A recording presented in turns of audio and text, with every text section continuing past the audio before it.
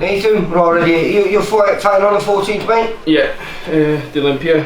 Yeah. So it's training, well, been back straight after Christmas really, but didn't really start picking up the training until about 2 weeks ago. Just so it didn't burn out. Yeah, so just getting everything right now and make sure I'm peaking come fight night rather than leaving it in the gym, which is always a task to do, keeping away from being sick and stuff like that. So it's a hard one when you start your camp in the winter and that, but hopefully it shouldn't be too bad, and looking forward to stepping up to my first 6 rounder. Well, you've got your first 6 rounder on a great top of the bill, a very interesting top of the bill for you, because 2 cruiserweights are top of it. Your fellow scouser Jay Farrell is fighting Preston boy Damien Chambers. How do you see that going?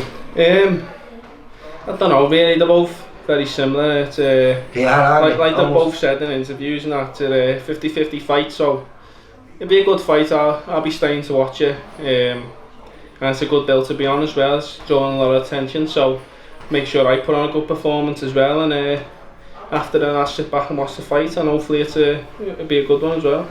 Well, I think you're at a stage now where you're 6-0, yeah? Yeah. You're still only 24, so as a cruiserweight, officially you're still a baby. But I presume you've got to be looking at the end of 2020, whereby if you've not fighting for the title, it's certainly got to be on the cards. Yeah, well, this year I spoke to Steve anyway. It's still a learning year for me. Stepping up to 6 rounders, might get an 8 in at the end of the year. You know, I want to move a little bit too quick sometimes, and it's not a bad thing because I'm ambitious and that. But you know, Tommy, Steve want me to go to a rate that's going to suit me, and when the time's right, I will step up and I'll be ready for titles at the end of the year. Like, so, just got to keep winning. You've already had a couple of fights which you wouldn't have expected for you to have. You had Kent Krupanen, who he's a danger man, a real danger. He went on a great little winning streak after he fought you, and you dealt with him comfortably. You've got to, I think we forget how good your jab is. Your jab is a beautiful weapon, and you just kept him at bay. And then just before Christmas, you had another little bit of a fight you wouldn't expect. You fought a kid with only had 1 fight, but it was a win. I think he was a Latvian, was he? Lithuania, based in Hull. So coming to win. Thought the scorecards were a little bit unfair on you. I think they had it a lot closer than I had it. I think you did, was it 39-38 or something like that? Yeah. Which I couldn't see. But he was in the fight. But again, another fight you controlled really well with your jab. Yeah, sometimes, you know, when I'm out there, like the first 2 rounds, I thought they were easy, and a little bit of inexperience is what I mean about stepping up at the right time and stuff. Because, you know, he was a banana skin fight at the end of the day. Could have been, yeah. Didn't have to take it. It was just a jolly boys fight, so I could have took anyone really who I could just go and knock out. But, you know, I want to test myself out there. And, you know, Steve offered me, he said he's had one. He's beat a 12-0 kid. He said I'll fight him. You know, I even though I'm so early on in my career, I still want to push myself and see what I can do against these people, because I believe in my own ability. So, you know, the scorecards are close, but I got the win, which is the most important thing at the end of the day. I beat myself up sometimes a little bit too much, because I'm my biggest critic really when it comes to boxing. That good? Well, yeah, it's a good thing. So. Like, you know, looking back at the fight, I could have been more busy in the 3rd and the 4th round. I just took my foot off the gas really. Which, you know, inexperience, and thought I had the fight in the bag with the first 2 rounds, because I felt pretty comfortable. I felt comfortable throughout the fight. But like I say, normally on those shows, it tends just to be a little tick-over fight. Yeah. And as you said, it could have been a real banana skin, but it wasn't. And like I say, I think you've already had a good couple of tests.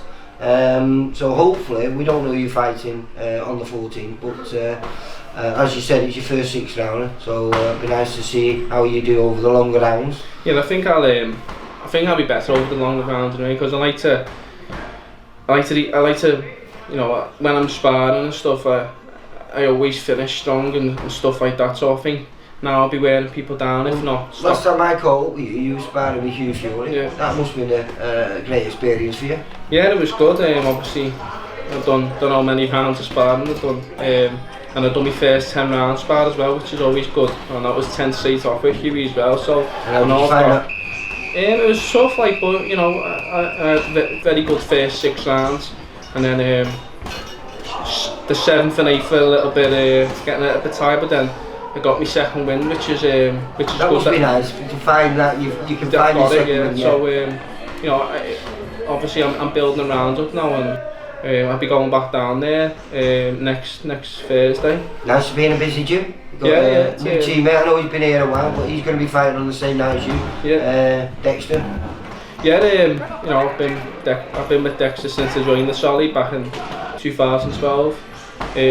So we've been right through camps together, whether it was the ABAs or the novices and stuff like that. You know, done plenty of sparring with Dexter as well. Back when I was as an amateur as well. So I'm looking forward to seeing him getting out as well. He's had a little bit of tough time with injuries and that, but it's just part and parcel of boxing really. And you've had a few yourself, haven't you? Yeah. Later on last year and in May I done it, but I boxed just coming off an ankle injury, and then in August I done it again, but it was just I was supposed to be stepping up to my 6th round in August, so it just wasn't possible for me to box.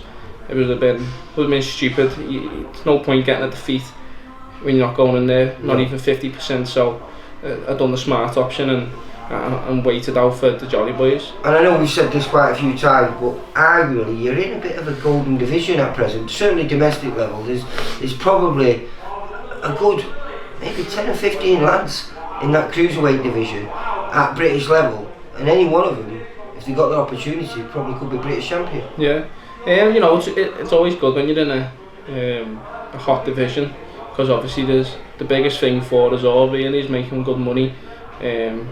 By the end of your career you don't have to work and stuff, and that's always the dream, and obviously winning titles as well. You know, British titles, one of the best titles you can win really, in my opinion. It's a lot of British champions go on to be. Did you watch the Massey Ricky Paul fight? Yeah, it was a good fight, wasn't it? yeah, so Who did you feel won that? It was a close one. You could argue either way really. I did feel Jack had just edged it there. Yeah, I mean, yeah, it was. You can argue for either or, can't you? So, but these are guys that are possible future opponents as well. Yeah, I've just got to keep winning now. That's the main thing, and then later on this year I'll see where I'm at, and hopefully come maybe March 2021. So 12 months time. Yeah, I'll you think you're definitely ready for maybe top on the VIP bill with maybe a title fight, or if an opportunity comes, and you know I'll take it. And you know, this what you can't stick around the same level for too long, otherwise there's no point. You know, so at 24 years old, your future's bright, isn't it, mate? Well, yeah, you know you're kidding yourself if you don't want to step up, and I've just got to make sure when I do it's the right time, and I'm not rushing anything. But the aim is next year, maybe March, and just put on some good performances now right through, and hopefully come next year I'll be there, be ready. On March the 14th, it begins again. Hopefully I'll be chatting to you afterwards, and I'll be saying well done, 7-0. Yeah, hopefully anyway. And be training hard, and hopefully it'll be the best me in there. I'm going to be planting my feet a lot more now, and you know I noticed that on the bag. Yeah, I've been really working on it now, and just really everything power. Not you can still look good. But you still got room to grow, so you think this is what that 12 months is going to do for you? Yeah, it's going to allow you to be like a Jack Massey, like a Ricky Paul, a really big cruiserweight, a guy who hasn't to burn down from 16 stone plus maybe. Yeah, well if you just look at when I very first turned pro to where I'm at now, you know I'm already naturally bigger, so it's just another year now of building, and obviously you're gonna build naturally anyway when you start maturing, but hopefully come next year I'll be a lot bigger and still very young for the weight. Yeah, so looking forward to it anyway. Nice Sunday. Oh yeah, and best sell Steve Woods stock the gyms a little bit of money off as well, but all free advertisement there. So some bags there, isn't there? Yeah. So I'll be Billy. How you Steve. finding them? They're good, aren't they? Yeah, they're good, yeah. You know, it's always good getting new gear in the gym, innit? So it's good to get Steve to send the check over now for that. yeah. The advertisement, not my idea, Steve. So listen, nice one, Lee. Good luck for the 14, like you say. Hopefully we're chatting to you in a bit. 7-0. Yeah, nice one. Take care, mate. See you later.